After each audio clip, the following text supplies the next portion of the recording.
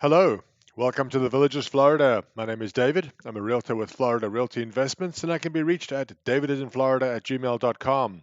Every week, we take a look at the real estate market generally and specifically Central Florida, and even more specifically, the Villages, Florida. We look at a number of different factors on the show. We'll give you some perspective as to how the market is trending. And this week we have a fairly shocking graph that shows a recent change that might be noteworthy. I believe it is. It is being used as the thumbnail for this week's show, and we will get to it. I think you'll be surprised as to the source of this data.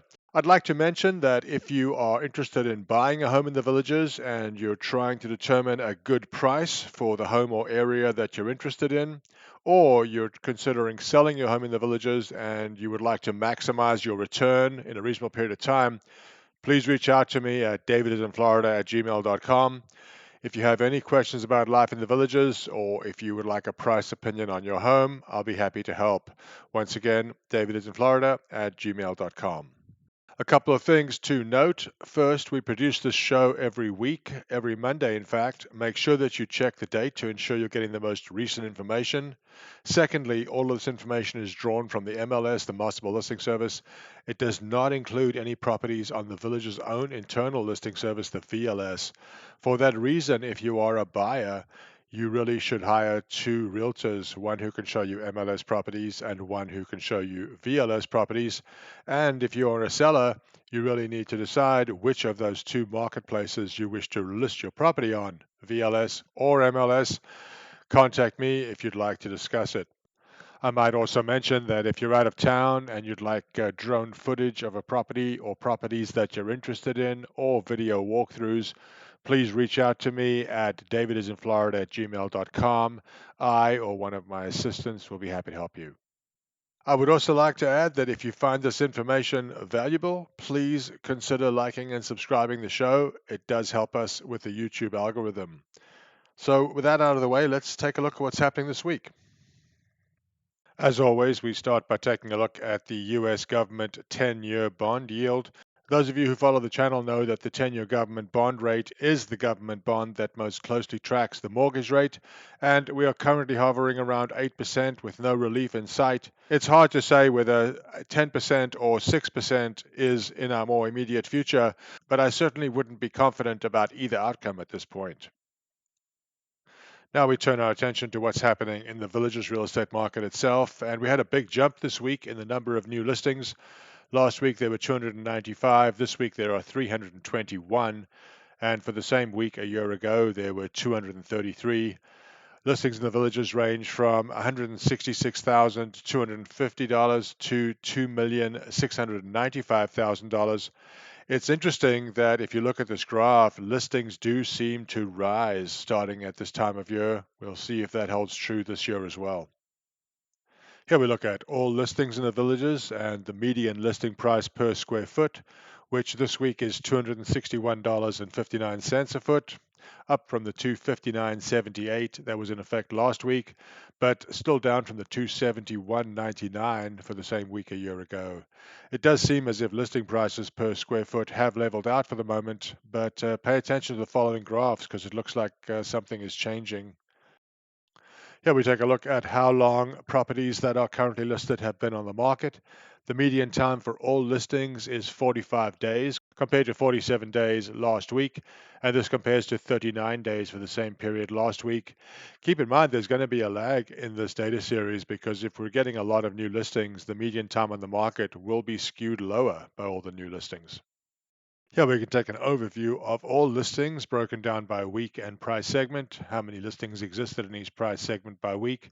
In the most active price segment, the $300,000 to $500,000 range, this week there are 197 listings. Our last look at all listings for the moment. Here we look at what percentage of listings have been on the market for 100 days or longer. Currently, 77 out of the 321 total listings meet that criteria, which is 24%, a slight improvement from the 25% that was in effect last week. Here we get to the graph that I used as the thumbnail for this week's show, but before I do, let me show you another look at the same graph. This is the graph that you've gotten used to seeing. This is new listings and pending home sales. New listings, the blue line, and pending home sales, the gray line.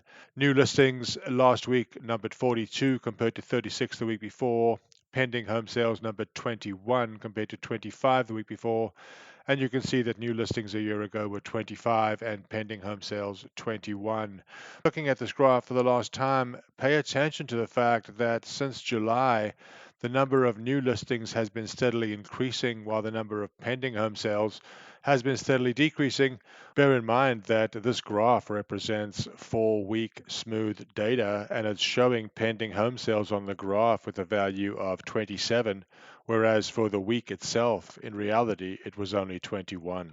But if you take another look at this data, you can get a different perspective, which gives rise to this graph.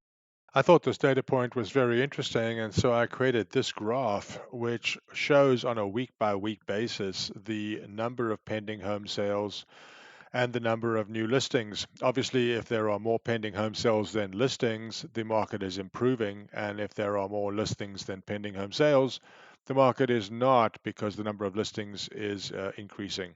So, what we're looking at here is the difference between the number of homes that went pending and the number of new listings. When this number is positive, there are more homes going pending than new listings. And when this number is negative, there are more homes being listed than are going pending. So the plunge in this number since August is concerning, especially because this is the most current data point that we really have. It represents homes that were taken off the market over the last 7 days and homes that were added to the market over the 7 days. You might argue that there is no other data point more current than this one. We can look at this summary of the new listings over the last 7 days. This breaks it down by price segment. You can see how many listings appeared in each price segment over the last 5 weeks. Last week, in the most active price segment, the $300,000 to $500,000 range, there were 25 new listings, identical to the week before. Last week, the homes that went pending at a median price per square foot of 259.44, a big improvement from the 239.74 that was in effect the previous week. This graph represents the 4-week moving average of the pending per square foot numbers. We're back between 255 and 260, and for some comparison, it was 247.01 for the same week last year. Here we look at another perspective on the homes that went pending over the last 7 days. This looks at how long they were on the market before going pending. The numbers at the top represent the data week by week, whereas the graph represents a 4-week smoothed average. Last week, 29 days was the median time on the market for homes that went pending, improvement from the 38 days of the previous week. Another perspective on the pending home sales over the last 7 days. This looks at what the median price change was from the original listing price. Homes that went pending last week had a median price change of a 5.19% reduction compared to 6.33% for the homes that went pending the week before. This is worse than the 4.79% that was the median reduction in effect for the same week last year. And we come to our last look at the pending home sales. This looks at how many of the homes that went pending last week were on the market for 7 days or less. 4 of the 21 homes that went pending last week meet that criteria, 19%, compared to 23% of homes that went pending for the week before. Now we can take a look at the homes that actually sold and closed last week. They numbered 30, down from 41 the previous week, and about the same as the 29 of the same week a year ago. Homes that sold ranged in price from $213,000 to $3.7 million. Interesting points about the $3.7 million sale. It was originally marketed at $4,495,000. The address is 3732 Conservation Trail. It's 5,359 square feet. But the most interesting point is this is a sale at 3.7 last week. The next most expensive sale last week was $773,000. Here we take another look at the homes that sold and closed last week. Median price per square foot realized was 256. Improvement from the 247 of the week before, but still down from the 267 that was in effect for the same week a year ago. This graph is the median time on the market for the homes that sold and closed last week, 20 days compared to 26 days for the same period a week before, and compared to 14 days for the same week a year ago. Once again, this graph represents a 4-week smoothing of the data. Here we can take a deeper dive into the homes that sold and closed last week. In the most active price segment, $300,000 to $500,000 range, the number of homes that sold and closed was 19. Here's a perspective on how aggressive buyers are. These are homes that closed last week that were taken off the market within 7 days of being listed. Last week, of the homes that closed, 10 of the 30 homes met their criteria, which is 1/3. It's also worth mentioning that of those 10 homes, 3 sold the very same day that they were listed. One sold for $324,000, which is $282 a foot. Another for $364,000, which is $264 a foot, and the third also in the 300s for $390,000 or $259 a foot. If you have an attractive home, attractively priced, there are buyers who will snap those properties up.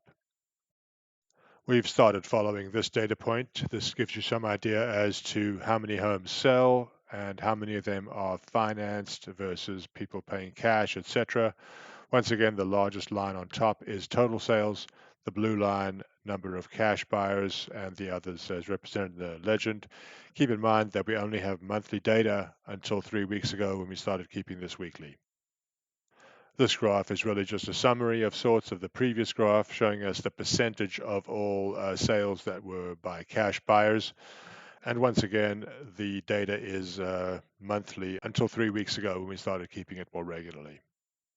Here we look at all listings once again to determine what percentage have reduced their asking price from the original listing price.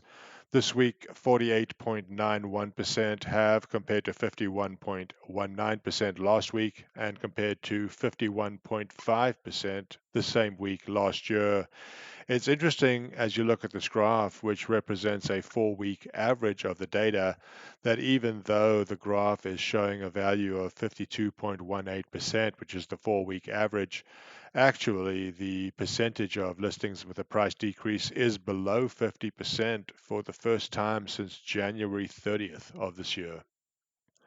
And just how great was the percentage decrease? This week, all listings show a median decrease of 4.19% from the original listing price, small improvement from the 4.25% reduction that was in effect last week, and continuing improvement from the 4.58% reduction that was in effect the same week a year ago. So that concludes this week's look at the Villages real estate market. Once again, if you're interested in buying a home and are trying to determine a good price for the type of home or area that you're looking at, please reach out to me. Or if you're trying to sell your home and are trying to maximize your return in a reasonable period of time, please reach out to me at DavidisinFlorida@gmail.com. Be happy to help you any way I can or answer any questions that you have. Once again, hope to hear from you. Take care.